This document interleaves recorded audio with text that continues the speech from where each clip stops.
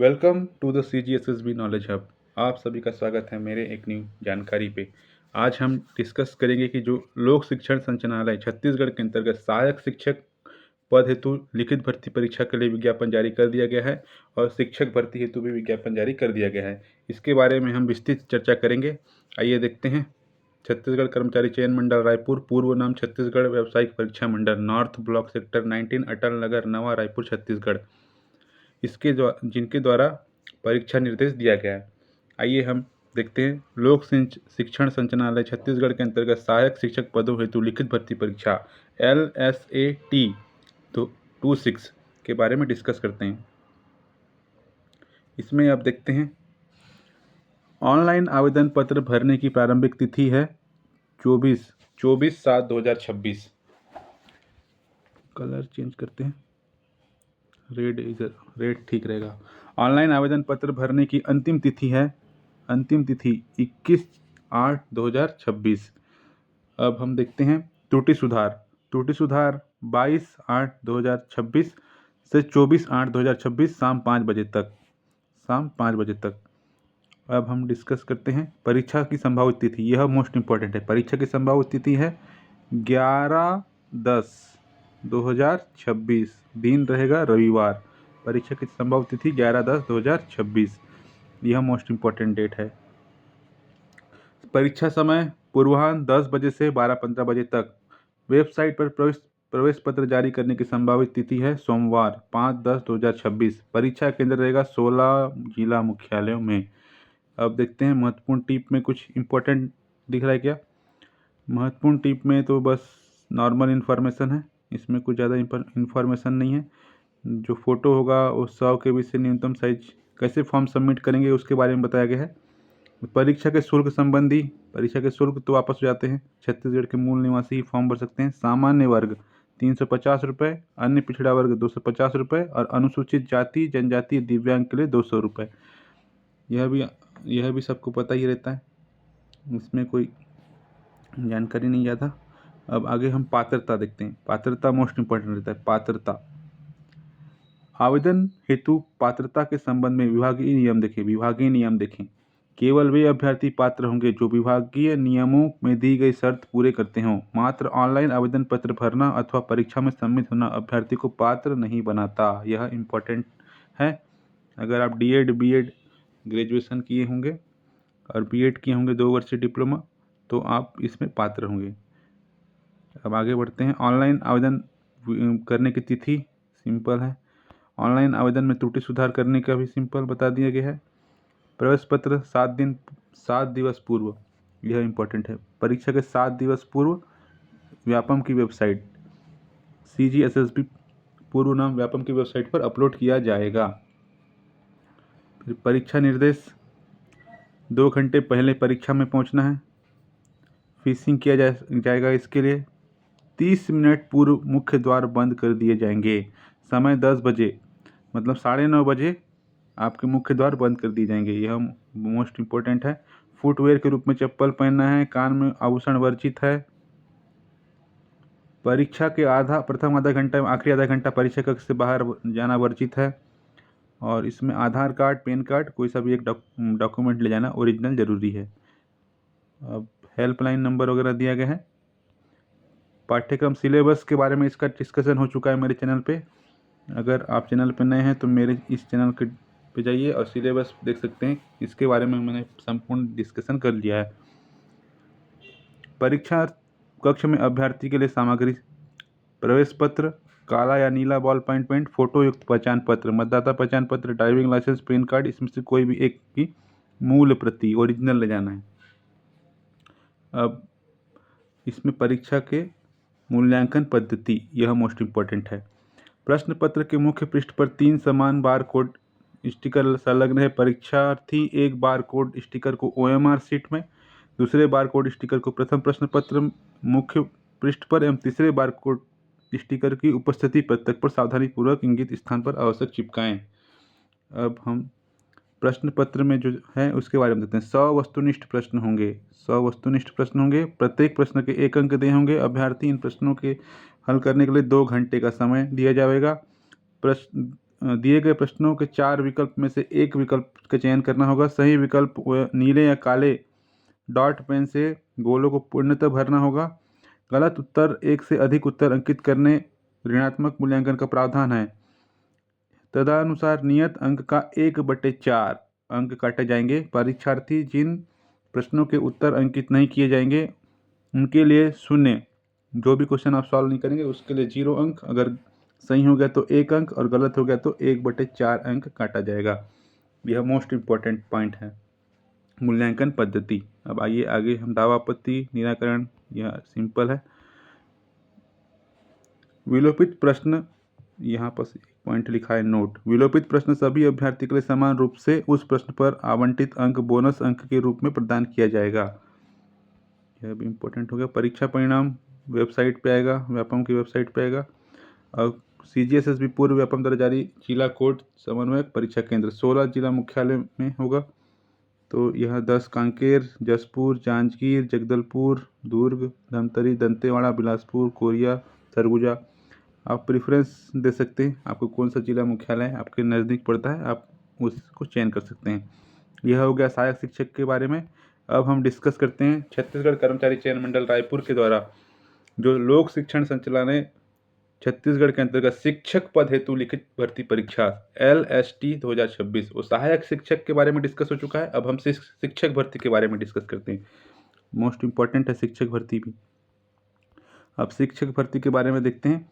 Online आवेदन पत्र भरने की प्रारंभिक तिथि, इसमें पेन का कलर चेंज कर देते हैं, यह कलर ठीक रहेगा, 7/8/2026 शुक्रवार। ऑनलाइन पत्र भरने की अंतिम तिथि 2/9/2026 बुधवार शाम 5 बजे तक। त्रुटि सुधार 3/9/2026 से 5/9/2026 शाम 5 बजे तक। परीक्षा की संभावित तिथि, यह मोस्ट इम्पॉर्टेंट है, 25/10/2026, जिसमें से SI मेंस का भी यहाँ पर एक पेपर फंसेगा। तो आप लोग शिक्षक भर्ती वाले 25/10/2026 को परीक्षा होगा। अब इसका डेट को अच्छे से याद रखेंगे, परीक्षा फॉर्म सही से फिलअप करेंगे, त्रुटि सुधार की डेट देख लेंगे। अब हम आगे देखते हैं परीक्षा का समय, पूर्वाह्न 10 बजे से 12:15 बजे तक। वेबसाइट पर प्रवेश पत्र जारी होगा 19/10/2026 16 जिला मुख्यालय में यह एग्ज़ाम होगा। इसमें भी सेम जैसे जिसमें सहायक शिक्षक में जो था इसमें भी शिक्षक में भी सेम है, बस इसकी पात्रता देख लेते हैं। पात्रता वही जो विभागीय नियम देखें सेम है, कोई चेंजेस नहीं है, तो आप लोग इसको देख सकते हैं। इसमें भी सेम परीक्षा के लिए दिशा निर्देश भी सेम है। बाकी यह परीक्षा कक्ष में प्रवेश भी बिल्कुल सेम। दावापत्ति त्रुटि सुधार नोट भी हो गया है। डिस्कशन 16 जिला मुख्यालय देख लीजिए कौन कौन से जिला मुख्यालय में होगा। सरगुजा, कोरिया, बिलासपुर, दंतेवाड़ा, धमतरी, दुर्ग, जगदलपुर, जांजगीर चांपा, जसपुर नगर, कांकेर, कबीरधाम, कोरबा, महासमुंद, रायगढ़, रायपुर, राजनांदगांव। इस प्रकार से 16 जिला मुख्यालय में एग्जाम होगा।